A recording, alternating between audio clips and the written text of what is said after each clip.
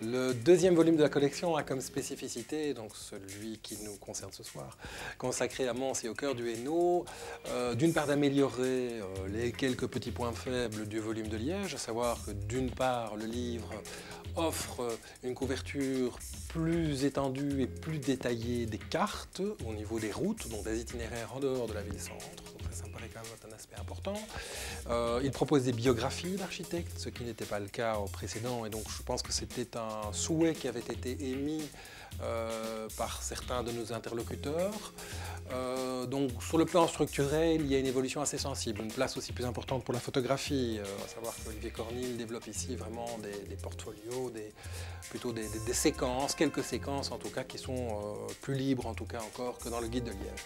Sur le plan du contenu, je pense que autant le volume de Liège était particulièrement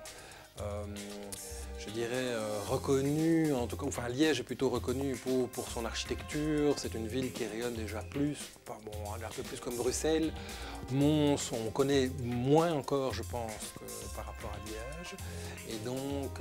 il s'agit là d'une véritable découverte, toute une série d'acteurs dont on ne pouvait jusqu'à présent pas mesurer l'importance. Donc ça, je dirais, en termes de contenu, on se retrouve avec plus de 250 projets, donc c'est vraiment important. Et enfin, je dirais que sur le plan de l'histoire, la partie introductive, la partie culturelle rédigée par Lamia Ben Jaffar me paraît aussi particulièrement intéressante parce que cette histoire n'avait jamais été tracée de cette manière. Et elle apporte également énormément d'éléments de compréhension du contexte, notamment de l'entre-deux-guerres. Je pense à tout le boulot qui a été mené sur la période de l'entre-deux-guerres autour de Carignan, de ces villes autour dans le Borinage, des villes sinistrées, la période de reconstruction qui était assez méconnue, bien entendu aujourd'hui avec l'effet d'entraînement de la fondation Mons 2015 et la désignation de la capitale européenne de la culture.